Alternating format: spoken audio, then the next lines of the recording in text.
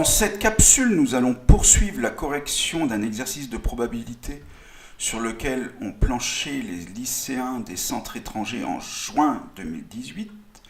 Je vous en rappelle rapidement le contexte. Il s'agissait d'un marchand de fruits et légumes qui fait des études par rapport à ces melons. Dans la première capsule, nous avons étudié la provenance de ces melons suivant un certain nombre de maraîchers. Et dans la seconde, c'était une étude concernant les clients qui, d'une semaine à une autre, achètent ou n'achètent pas des melons. Et donc on avait mis en place une suite PN, qui est égale à la probabilité, qui est définie par étant la probabilité de l'événement à n. L'événement à n étant un client achète un melon la semaine n. Et on s'était quitté sur la démonstration de cette formule-là. Donc ce qui permet de définir la suite par récurrence. Donc nous sommes rendus au troisièmement, petit a, et il faut qu'on démontre par récurrence que pour tout n supérieur ou égal à 1, attention, c'est important, Pn est supérieur à 0,8. Alors on va faire ça. Donc la propriété que je cherche à démontrer, la propriété Pn, c'est bien que tous les Pn soient supérieurs à 0,8 à partir de n égale 1. Je vérifie l'initialisation. Le P1, c'est P de 1.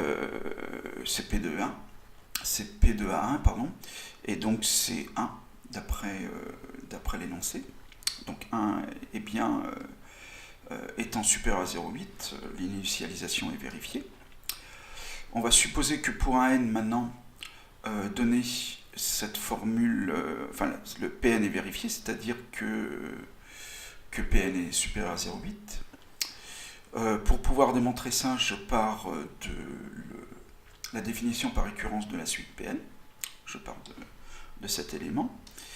Et je sais que Pn est plus grand que 0,8. Ça, c'est l'hypothèse de récurrence. Donc en fait, ce terme-là, puisque tous les termes sont positifs, seront plus grands que... tous ces termes-là, pardon.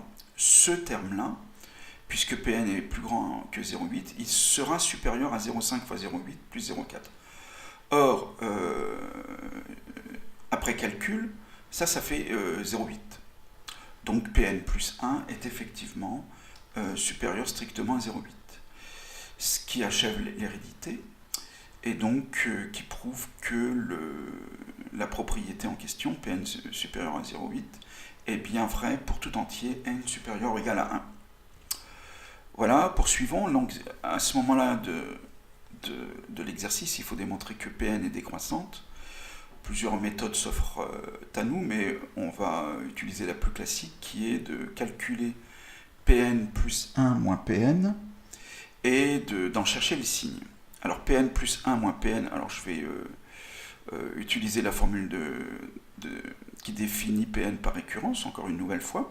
Pn plus 1 est égal à 0,5 Pn plus 0,4 moins Pn, alors ça c'est égal à 0,5 Pn moins 1 fois Pn, ça fait moins 0,5 Pn. Je vais factoriser par 0,5, vous allez comprendre pourquoi dans quelques instants, et ça fait apparaître moins Pn plus 0,8. Mais dans la question précédente, on a prouvé que Pn était supérieur strictement à 0,8.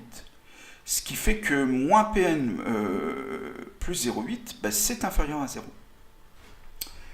Alors, je vais m'en servir, donc justement, puisque ce terme-là est négatif, je repars de Pn plus 1 moins Pn.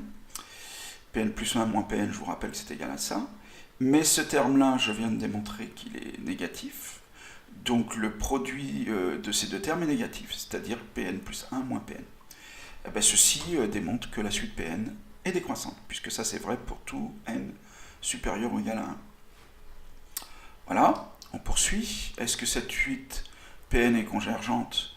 Alors, puisque tous les termes Pn sont supérieurs à 0,8, ça veut dire que la suite elle est minorée par 0,8, qu'elle est décroissante, et d'après le théorème de la convergence monotone, elle converge donc vers une limite dont on sait qu'elle sera supérieure à 0,8 mais ça n'a pas plus d'importance que ça ici. Voilà, ceci achève cette portion d'exercice. Je vous remercie de l'avoir suivi. Je vous dis à très bientôt.